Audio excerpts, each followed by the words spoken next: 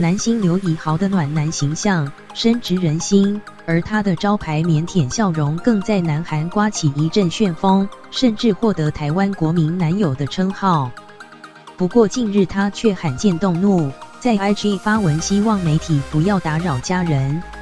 据了解，刘以豪17日参加完10尾牙，因为有些微醺，被助理搀扶上计程车直接返家，岂料过程遭媒体跟拍，意外曝光住家，并透露刘以豪年收近千万，却和家人同住在屋龄将近30年的老公寓。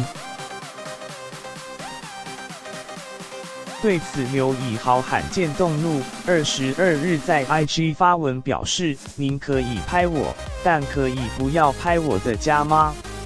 那是我的家，和家人居住的家。如果可以，我会谢谢您。恳求媒体别害家人的受到影响。”事后，该篇 PO 文也被粉丝转发到 Guard 上，并以拜托尊重艺人为题，写下看了很难过，艺人也是人，尊重很难吗？多给他们一点隐私，拍人家的家里真的很没品。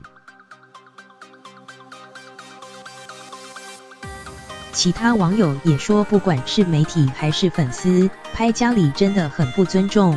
之前还曾看过大咖艺人住的社区在哪写出为，觉得有点夸张，就算是公众人物也不能这样偷拍啊。